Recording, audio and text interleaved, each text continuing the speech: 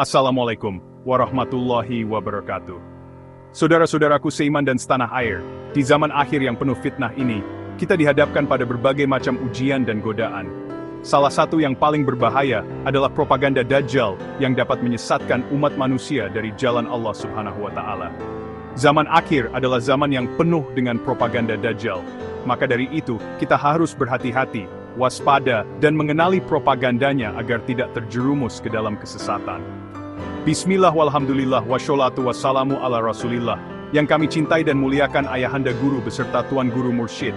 Salam sejahtera, shalom om swastiastu, salam kebahagiaan, salam keberagaman agama, salam persatuan negara Republik Indonesia.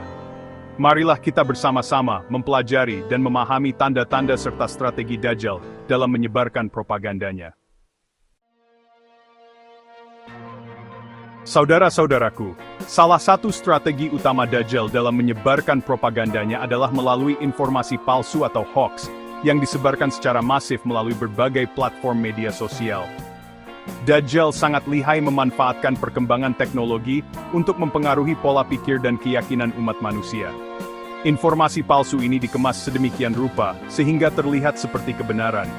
Dajjal dan para pengikutnya menggunakan judul provokatif, manipulasi gambar dan video, serta menyebarkan berita bohong untuk menciptakan kebingungan, keresahan, dan perpecahan di antara umat manusia.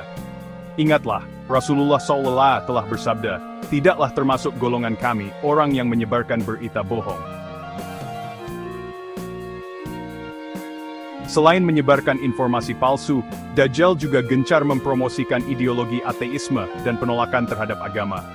Dajjal ingin menjauhkan manusia dari ajaran agama yang lurus dan menanamkan keraguan terhadap keberadaan Tuhan. Mereka menggunakan berbagai argumen logis dan ilmiah yang seolah-olah dapat meruntuhkan keyakinan umat beragama. Padahal, sains dan agama bukanlah dua hal yang bertentangan. Justru, sains seharusnya semakin menguatkan keimanan kita kepada Allah SWT, Sang Pencipta alam semesta beserta isinya. Chapter 3, Musik dan Lagu yang Mengandung Lirik Kesesatan. Saudara-saudaraku, janganlah kita terlena dengan hingar-bingar duniawi. Dajjal sangat pandai memanfaatkan seni dan hiburan, seperti musik dan lagu, untuk menyusupkan pesan-pesan sesat ke dalam jiwa manusia. Lirik-lirik lagu yang terkesan indah dan romantis seringkali mengandung pesan-pesan yang bertentangan dengan nilai-nilai agama, seperti pergaulan bebas, hedonisme, dan materialisme. Tanpa disadari, musik dan lagu seperti ini dapat menggerogoti iman dan akhlak kita. Chapter 4, Kurikulum Pendidikan yang Mengabaikan Nilai-nilai Agama. Pendidikan merupakan pondasi penting dalam membentuk karakter dan moral generasi penerus bangsa. Namun, Dajjal berusaha menyusup ke dalam sistem pendidikan dengan mempengaruhi kurikulum pendidikan agar mengabaikan nilai-nilai agama. Mereka ingin menciptakan generasi yang sekuler, liberal, dan jauh dari ajaran agama.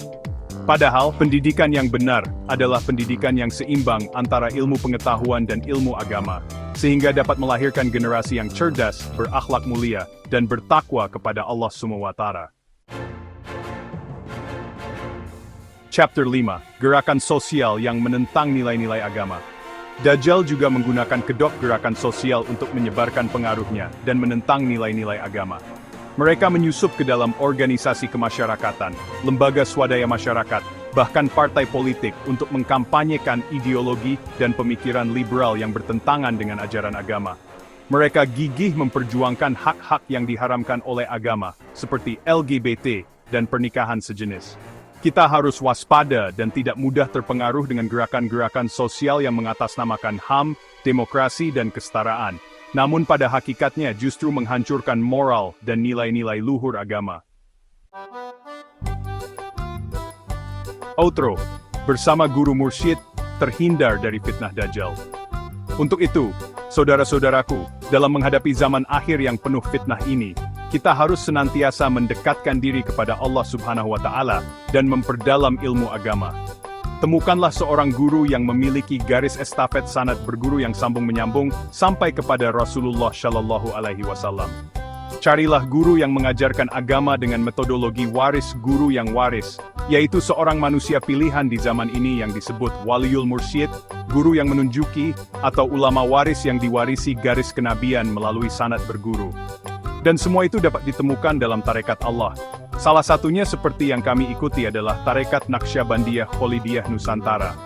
Dan selalu berhati-hati, cermati, dan waspadai, lalu sambungkan diri kita selalu kepada guru mursyid. Ini adalah tentang praktik di tarekat Naqsyabandiyah Kholidiyah Nusantara. Kurang dan lebihnya kami mohon maaf. Semoga saudara-saudaraku semuanya secepatnya bisa mendapatkan guru yang dapat membimbing kita dalam beribadah dan menuju Allah Subhanahu wa Ta'ala dan terhindar dari fitnah Dajjal di zaman akhir ini. Wassalamualaikum warahmatullahi wabarakatuh.